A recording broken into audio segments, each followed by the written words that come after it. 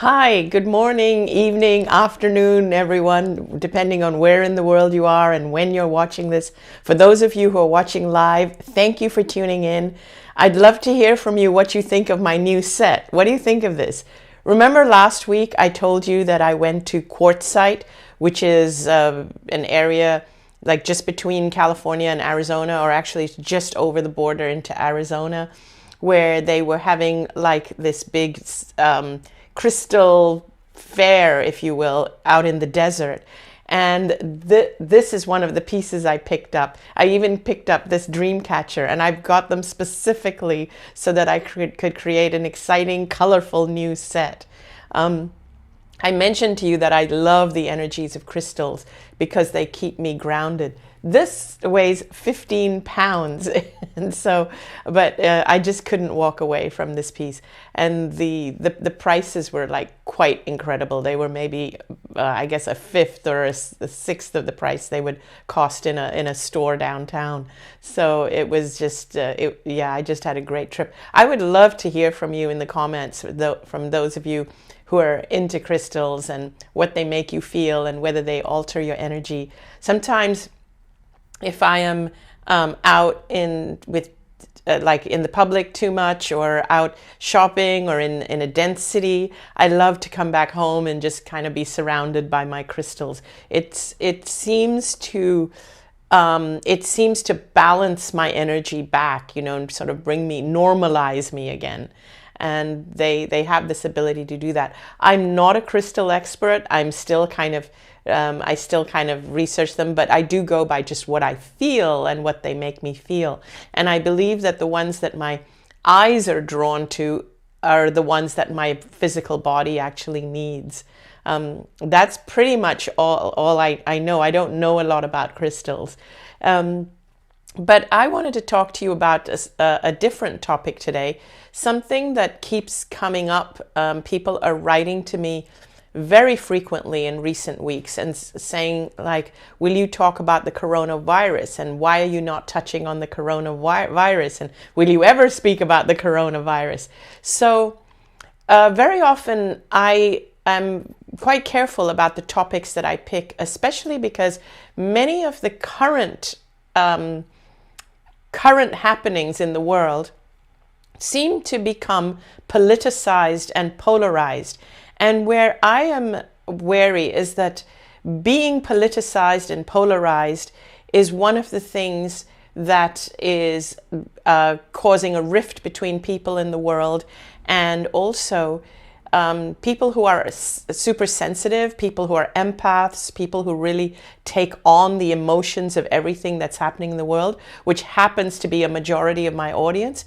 All of you are more affected by anything that polarizes or politicizes or makes you feel separate from people. You kind of take it on in your body. And so I often feel that in my videos, in my work, in my workshops, in my retreats, in my events, what I want to do is to make you all feel connected and loved, and bring you messages that make you feel empowered and safe, as opposed to doing the opposite, which is what a lot of the mass media and some of social media, it's what they do. A lot of the mass media, what they do is they actually exacerbate the polarization and the politicalizing of everything out there. I can be speaking about something without even thinking in terms of political aspects. I could be speaking about something to do with gender disparity, but there can be often people out there who will turn that into something political, and a political discussion or argument will ensue. I can be speaking about something to do with the absolute love that I experienced in the other realm, and the lack of judgment. There was no judgment. There was pure love. It was pure heaven.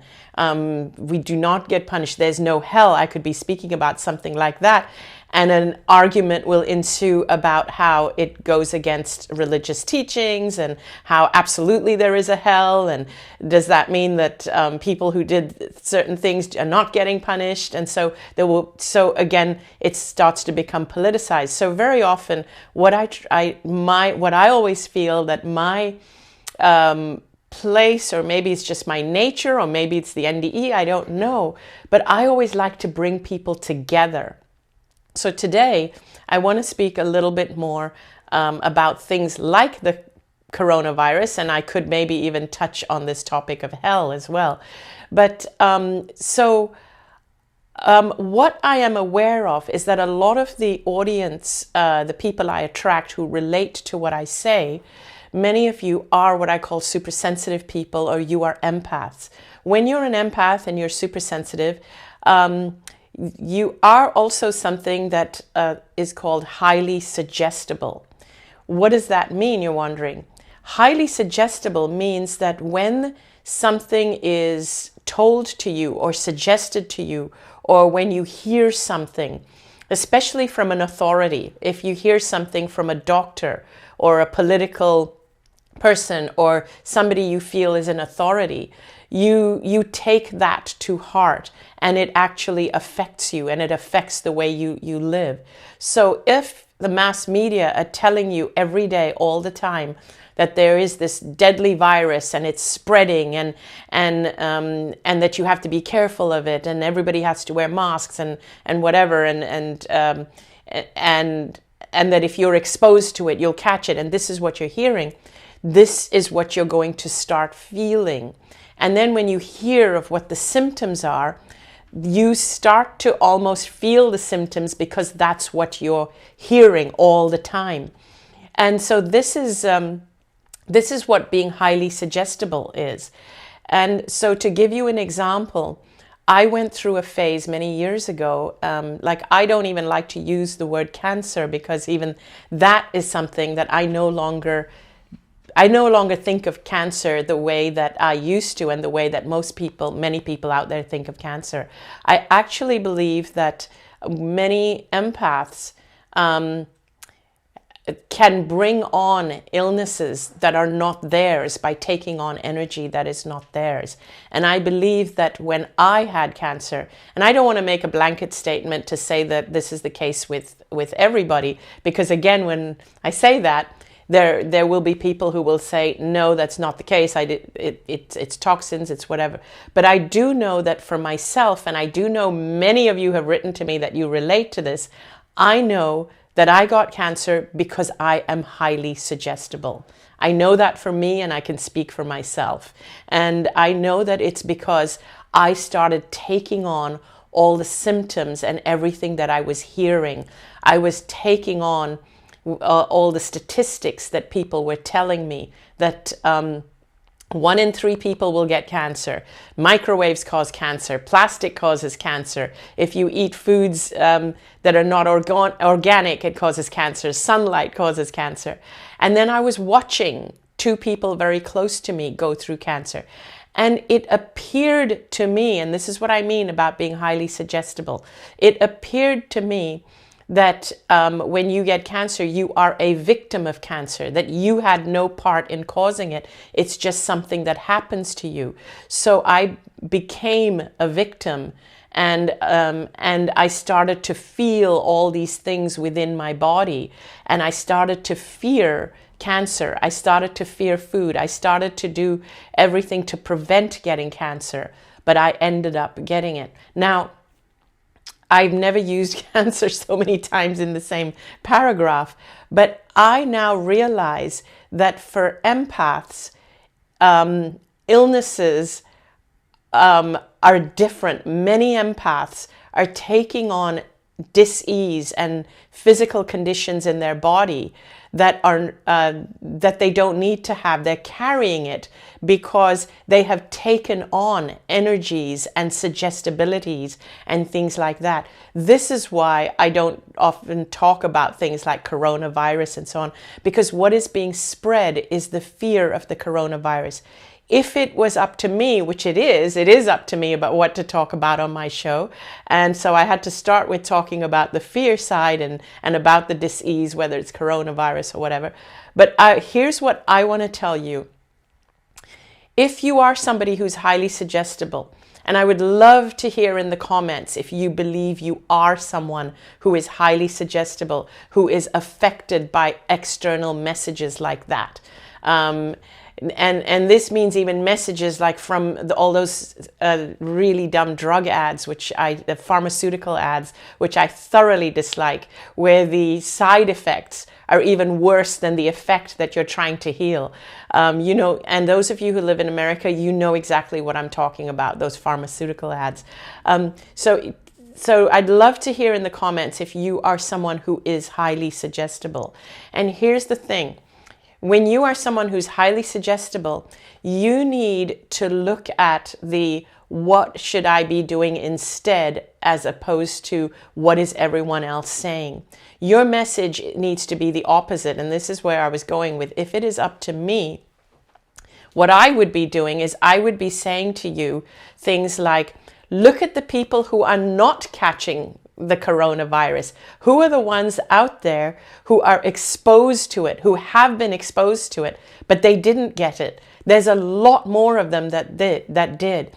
I'm not trying to undermine what's happening, but the fact is there are a ton more people that are not getting it who are in that environment.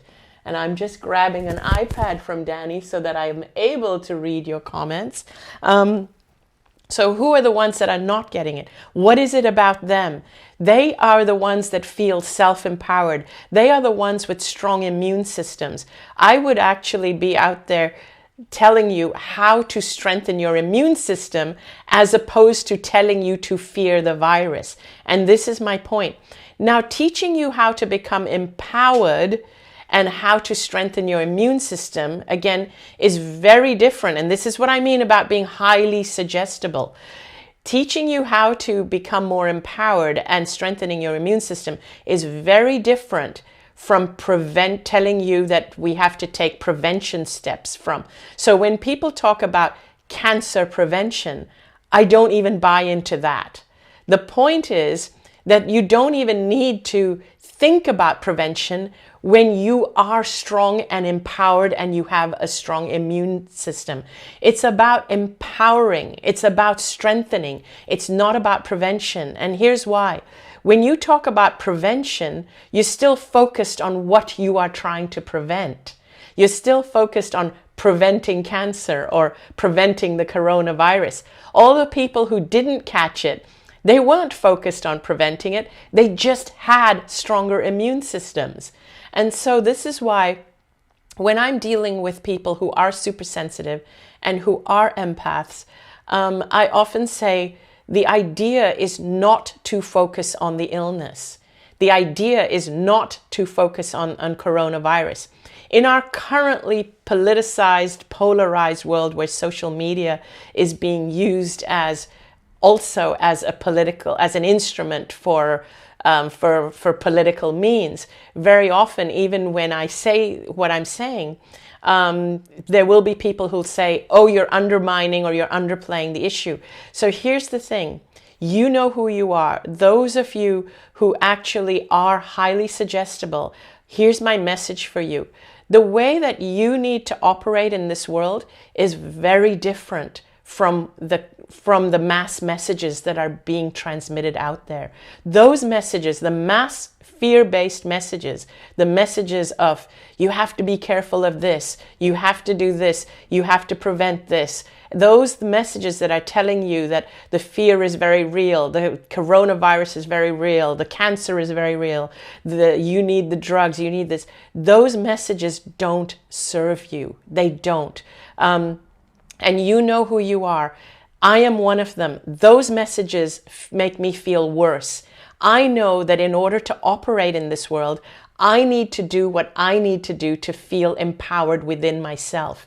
If a message doesn't serve me, I shut it off. I actually do. It doesn't matter what people say to me. I shut it off because it doesn't do me any good to keep hearing those messages and depleting myself and becoming disempowered just because people are saying to me that, oh, you're in denial, you're undermining what's happening out there.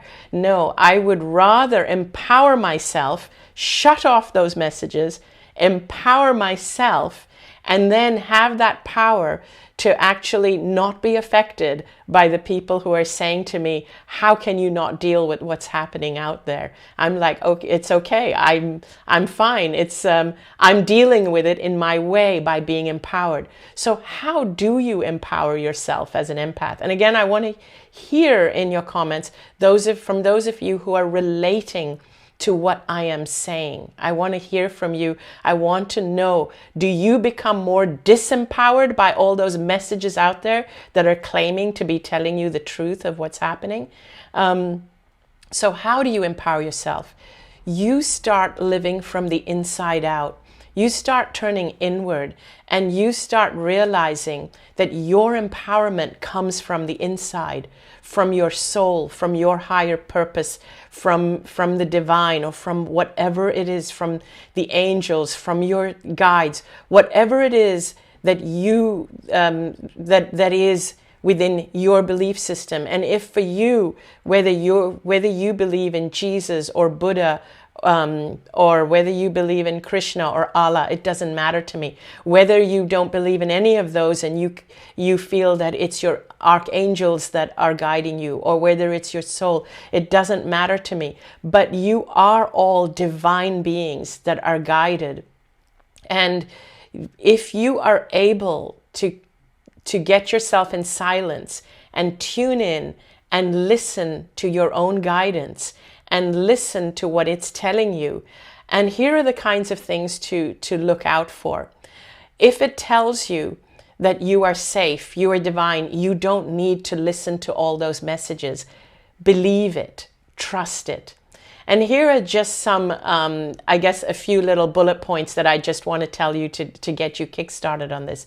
If you go walk in nature, you will hear that voice. If you shut off the TV and shut off the news and keep it very, very limited, that will help you. Like I watch the news maybe once a week just so that I know what's going on, because I need to know if I can't travel to certain countries because flights have been canceled. I do need to keep up with that sort of thing. But I don't really need to hear messages that tell me that that all the time that it's deadly, it's catching, I have to be careful, I'll be quarantined, I don't need to get into the debates and the discussions and the details of all of that. I prefer to instead go inward. And here's what I do. I kind of think, okay, how do I empower myself? One of the ways I feel empowered is by knowing that I have a strong immune system. Everything that I eat and ingest, I don't do it out of fear. So here's the difference. When you are in prevention mode, everything you eat is to prevent a certain thing, and it's in fear of getting that thing. Scrap that. When you are in empowerment mode, it's more like, let me eat foods that nourish and empower me. In my case, it really is just eating lots of protein, lots of vegetables, lots of good whole foods, lots of nutrition, and drinking tons of clean water. You cannot underestimate the healing power of water. Drinking drink a gallon of clean water every day, and it's not for prevention. It is actually just for empowerment. So good nutrition is very empowering for me. It makes me feel stronger. Movement, very empowering, makes me feel stronger. Because when you move, it moves the lymphatic system, it cleanses your body, it enhances your immune system. So those are two very easy things: good clean food and movement. Even in the clean food front, I don't get into the whole health thing that I have to do this to detox, and do I eat this? Is this bad for me? Is this good for me? I don't do all of that either. You can if you want, but really it is just about eating good, clean, whole foods. Eat what calls you. Keep it simple and keep it something that you can maintain. And if you are called to follow a particular type of program, whether it's keto or paleo or whatever, go for what you're called to from the inside out, not from the outside in. When you go from the outside in, that means you're constantly researching. Oh, I need to prevent this. I need to prevent coronavirus or cancer or whatever. I need to research what to do. You get bombarded with information, and a lot of that information is fear-based. I want to tell you that I view the world very differently. The mass media information that is out there does not suit me. It does not make me feel good. I only reach for information that makes me feel good. That's how I navigate the world. At one point in time, when I explained this to people several years ago, after coming out of the NDE, people said I was delusional. But 15 years, 14 years on, my life has totally worked for me. It's not only worked, I have thrived. I would have, if I listened to what everybody said, I would not only have not thrived, I would not have survived. Because in that world, the world where I got cancer, the world that if I went back into that world after healing, after the near-death experience, if I went back into that world, I would have just got sick again, and I may have even died. And this is my story. It doesn't have to be your story. The reason I share everything I share is because I know there are many of you out there who relate to me. I know there are many of you out there who are too sensitive for that, for what's happening, the polarization, the politicalization of everything. And if I had you with me 24/7, you would be living and viewing the world in a very different way. Unfortunately, I don't have you 24/7. I have you for a little while every week, and I try and tell you what I can. I try and tell you that you can cocoon yourself away from the way the masses are viewing the world. You are a sixth sensory being. You're trying to navigate a world created by and for five sensory beings who are denying your sixth sense. And it's almost like telling you, and your sixth sense is as strong as your other five senses. It's almost like someone trying to tell you, you have to navigate the world with your eyes closed or with your ears shut. That's how it feels when you deny your sixth sense. It's so strong. And we're living in a world where this sixth sense is being denied by the masses, and they're navigating the world as though we are purely five sensory beings. This is why you struggle. You're trying to fit into a five sensory world that is denying a part of you that is crying out to be heard and to be expressed. But that sixth sense, that part of you, doesn't have language. It doesn't have an outlet because it hasn't been recognized by the world. And so this is why so many of us struggle. And it is, I believe, important for you to realize that and recognize that. And because we don't have the language for this sixth sense, because we live in a world that denies it, when you go to school, it's not recognized. You don't learn the language of your emotions and how you feel and your intuition, and you don't learn the words to express in what ways it comes to you. You don't learn the words how to express when you know things and you don't know how you know them, when you sense things and you don't know why you sense them. You don't have the words to express how you feel things in a room and how you take on other people's burdens and illnesses, and why you can't separate your emotions from others. We've never learned the language on how to express it. And most of us who feel that way, because it's been denied by the world at large, the onus is left on us to prove it. And when we don't have the words to prove it, we're the ones that are told that we are woo-woo. And so this is why we kind of hide. And I know many of you are relating to what I'm saying. And so the struggle I deal with a lot of you is that you relate to me, but yet out in the world, you're kind of still being bombarded by the messages. And so what you're trying to do is still live in that world with the messages. So my suggestion to you is to really become aware that you are a sixth sensory being. And because you are affected more deeply by the things that are happening out there.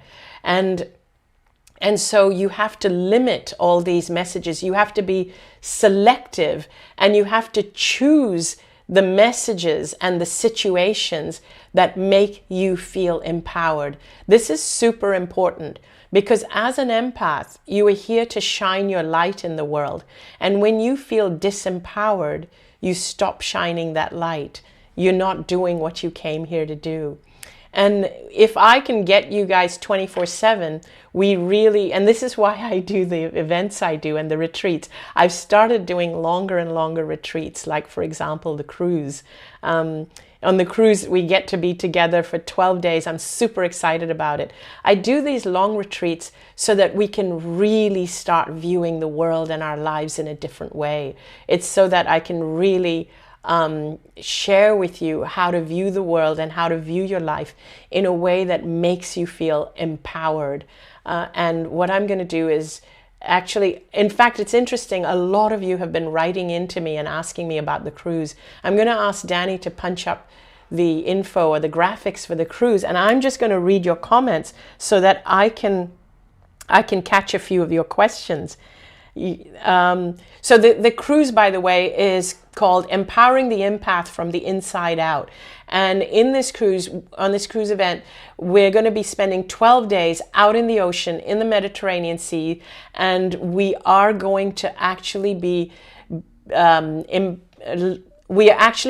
learning to navigate the world in a completely different way. And we're going to be cocooned away from the world, away from the media, away from the politicalization and the polarization and everything that's happening out there. And we're going to learn how to empower ourselves from the inside out so that we can take our light out into the world with us. And there's more information there. I think we're going to be providing you with a link. But I want to get to the comments that people have posted. And beautiful comments. Sandra Papiani says, we need to feel supported and filter information. Yes, exactly. People say also, I don't want to be realistic. It's not true at all. Yes, we do get accused of not being realistic. But what a lot of the people don't understand is that this information is actually depleting us. It's draining us. And we need to filter it. And don't feel guilty for filtering it. Shaf Garcia, thank you for tuning in. I love giving you a shout out. Yes, water, exercise, food, sleep. Yes, these are extremely important. Sleep is extremely important. Thank you so much. Shaf says, I view the world differently since learning about self-love and Anita's teaching. Thanks, Shaf. Marie Chapman says, I often find myself saying, I don't want to hear about it. I feel what is right for me. Good for you. That's exactly what you need to do. You need to filter your information. Michelle says, will you do this cruise next year? I cannot go this year. Yes, I'm going to try and schedule a cruise every year. So, but I'd love to see you guys this year, but yes. And also I'm doing an event in Sedona with my dear friends, Emmanuel and Sunny, where we will be cocooned for 3 days together. And I'm doing another event in Ottawa with Greg Braden, Bruce Lipton, Joe Dispenza. So please join me at some of my events. And Tanya Stuper says, in fear are big eyes. This is a wisdom from my country. We are served with fear and panic informations, but my father learned me that by living in fear is not a life. Exactly. I want to elaborate a little bit on that. The biggest thought virus is the fear. And I spoke about thought viruses a couple of weeks ago, and we had a lot of amazing feedback. And if you are someone who knows you are highly suggestible, then the thoughts or the thought viruses or the information that's coming into you is actually the bigger cause of disease than the disease itself. And I'm not saying this to you to make you feel afraid, but in fact to empower you to know that it is your life, it is your body. You have the right to choose what information you want to take on board or not. It truly is your right. Don't let anybody else make that decision for you. If you don't make that decision, other people will. So you need to make that decision that you are going to only allow information that expands your energy field, into your mind, into your psyche, and into your consciousness. Your consciousness is a field around you. It's entirely up to you what you allow into that consciousness. So let me give you a little something before I finish off, a little visual to play with. And whether you're visual or not, you can use this as a visual or as an imagination. But think of your consciousness as a field around you. And you can do this later, even close your eyes and do this. So you have a field around you. You have a choice of what you allow into that field. When you allow a lot of fear-based messages into that field, what happens is that field actually starts to shrink because the energy becomes depleted. And when these messages that you allow into your field start to feel very depleting and draining, as you drain, the field comes closer to you. But when you allow love-based empowering messages, and remember, you can choose your messages. You can choose who to listen to, what videos to listen to, what programs to watch on TV. You can choose to go out in nature. You can choose to play with your puppy or your baby or your grandchildren. You can choose that. These are the things that expand your field, your consciousness, your energy field. And you can choose what to put in your field. Just like you choose who to invite to your home, you can choose what to put in your field. You're not judging the things that you don't bring into your field. You don't have to get angry at them. You don't have to judge them. You can just choose not to bring them into your field. That's all you have to do. And when you do that, your field expands. As your field expands, what happens is your field itself becomes a force to be reckoned with. As your field expands and strengthens, this is what it means to become empowered. It starts with making the choice of what you choose to bring in your field.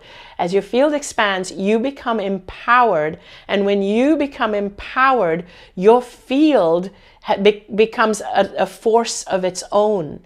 And your field starts to repel what is not a match. Your field itself starts to push away anything that is not a fit for you, that is anything that is fear-based. That is where I'm finding myself at the moment. But I had to start by making that choice. In the beginning, I was bombarded with people making me believe that I was in denial, that I was delusional.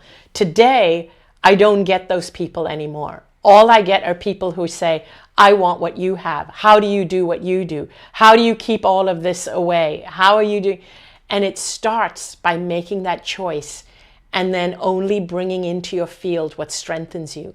Eventually, your field is what will take care of you. Your field will be so strong, that will be your sense of power. I hope you enjoyed today's video. I would love to hear in your comments your feedback, because even if I don't actually get to them on the show or take your questions, they move by super fast. I didn't find any questions. I do read them and I do address them in future videos.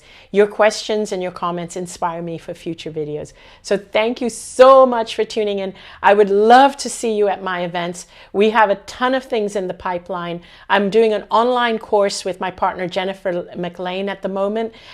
Jennifer has been amazing and generous and has been doing bonus sessions. I do have a link below, and also there is a free summit that I am involved in, where I've been interviewed by Martha Beck. I'm going to put the link below. It's a completely free summit with 50 inspirational speakers, and it's called the Soul Fest. Please check it out in the links. For the YouTubers, I know many of you say we've overlooked putting in the link. For the YouTubers, we will put the links to all these things in the description of the YouTube video. Please check that out. Thank you so very much for tuning in. I love you guys. Please know that all you have to do is empower yourself and strengthen your field. Thank you so much. Love you all, and see you all next week. Bye.